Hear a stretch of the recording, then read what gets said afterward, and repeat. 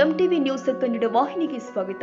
Covid ಮಹಾಮಾರಿಯಿಂದಾಗಿ ಸ್ಥಗಿತಗೊಂಡಿದ್ದ Dandeli ಅಳ್ಳಾವರ passenger ರೈಲು ಸಂಚಾರ ಸೇವೆಗೆ February 7ರಂದು ಸಂಜೆ 4 ಗಂಟೆಗೆ ಕೇಂದ್ರ ರೈಲ್ವೆ ರಾಜ್ಯ ಸಚಿವ ವಿ ಸೋಮಣ್ಣ ಅವರು ಚಾಲನೆ ಕೊಡಲಿದ್ದಾರೆ. ಸಂಸದ ವಿಶ್ವೇಶ್ವರ ಹೆಗಡೆ ಕಾಗೇರಿ ಅವರ ನಿರಂತರ ಪರಿಶ್ರಮದ ಫಲವಾಗಿ ಇವತ್ತು ಮಾಜಿ ಶಾಸಕ ಸುನಿಲ ಹೆಗಡೆ ಸೇರಿ ನಗರದ ವಿವಿಧ ಸಂಘ ಸಂಸ್ಥೆಗಳು ಸತತ ಹೋರಾಟ ಹಾಗೂ ಮನವಿ ನೀಡಿದ ಫಲಶ್ರುತಿಯಿಂದ ರೈಲು ಸಂಚಾರ ಪುನರಾರಂಭವಾಗುತ್ತೆ.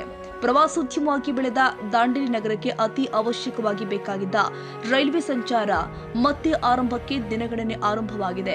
ಫೆಬ್ರವರಿ 7ರಂದು ದಾಂಡೇಲಿಯ ರೈಲು ಪುನರ್ ಆರಂಭ ಕಾರ್ಯಕ್ರಮಕ್ಕೆ ದಾಂಡೇಲಿಯ ಸಮಸ್ತ ಸಾರ್ವಜನಿಕರು, ಸಂಘ ಸಂಸ್ಥೆಯವರು ಪಕ್ಷಭೇದ ಭಾವಗಳನ್ನು ಮರೆತು ದಾಂಡೇಲಿ ರೈಲು ಪುನರ್ ಆರಂಭ ಕಾರ್ಯಕ್ರಮಕ್ಕೆ ಎಲ್ಲರೂ ಕೂಡ ಭಾಗವಹಿಸಬೇಕು.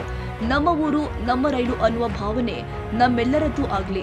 ಹಿಂದೆ ಆದಂತಹ ತಪ್ಪುಗಳು ಮುಂದೆ ಆಗಬಾರದು. ದಾಂಡೇಲಿಯ ರೈಲು ನಿಲ್ದಾಣ ಇನ್ನು ಹೆಚ್ಚಿನ ಅಭಿವೃದ್ಧಿ ಪಡೆದುಕೊಳ್ಳಬೇಕು. ಇದರ ಲಾಭವನ್ನ ದಾಂಡೇಲಿಯಲ್ಲಿ ನಡೆಯುವಂತಹ ಪ್ರವಾಸೋದ್ಯಮ ಚಟುವಟಿಕೆಯಲ್ಲಿ ಆಗಬೇಕು. ಈ ರೈಲು ಮುಂದುವರಿಯುವುದಕ್ಕೆ ಯಾವ ಸಮಸ್ಯೆಗಳು ಇದೆ ಅದಕ್ಕೆ ಕೇಂದ್ರ ರೈಲ್ವೆ ರಾಜ್ಯ ಸಚಿವರು ಆಗಿರುವಂತಹ ವಿ ಸೋಮಣ್ಣ ಅವರಿಗೆ ಹಾಗೂ ಸಂಸದ ಕಾಗೇರಿ ಅವರ ಗಮನಕ್ಕೆ ತನ್ನಿ.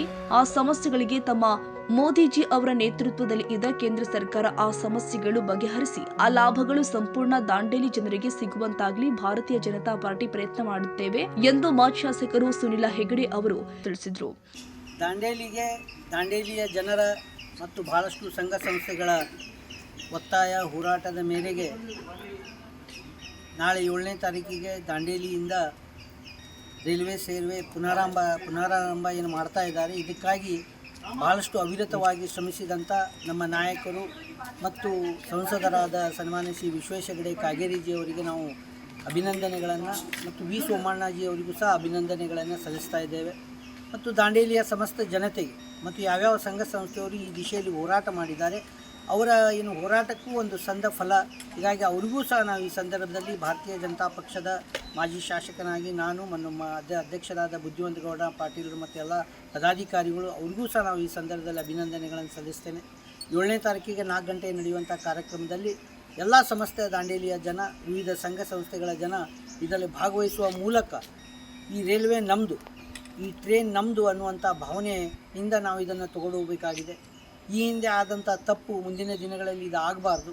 ಯಾಕಂದರೆ ಈ ಟ್ರೈನು ಅವಿರತವಾಗಿ ನಡೆದು ಇದರ ಲಾಭ ದಾಂಡೇಲಿಯಲ್ಲಿ ಬೆಳೆಯುತ್ತಿರುವಂಥ ಪ್ರವಾಸೋದ್ಯಮ ಚಟುವಟಿಕೆಗಳಿಗೆ ಎಲ್ಲರಿಗೂ ಲಾಭ ಆಗುವ ನಿಟ್ಟಿನಲ್ಲಿ ದಾಂಡೇಲಿಯ ಜನ ಇದು ನಮ್ಮ ಟ್ರೈನು, ನಮ್ಮ ರೈಲ್ವೆ ಅನ್ನುವಂಥ ಭಾವನೆಯಿಂದ ಇದನ್ನು ತೆಗೆದುಕೊಂಡು ಹೋಗುವಂಥ ಕೆಲಸಗಳಾಗಲಿ.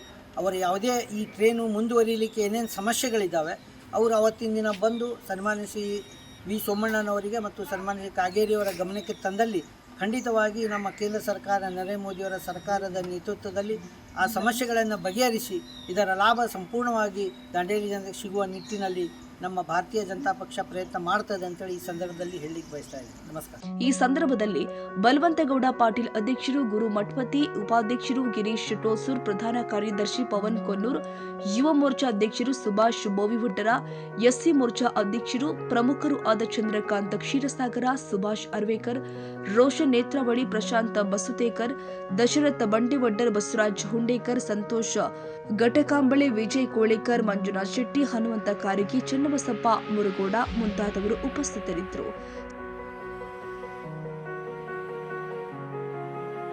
ತಾಜಾ ಸುದ್ದಿಗಾಗಿ ಎಂಟಿವಿ ನ್ಯೂಸ್ 24x7ಗೆ ಸಬ್ಸ್ಕ್ರೈಬ್ ಮಾಡಿ ಮತ್ತು ಬೆಲ್ ಐಕಾನ್ ಅನ್ನು ಒತ್ತಿ. ತಪ್ಪದೇ ಲಿಂಕ್ ಶೇರ್ ಮಾಡಿ.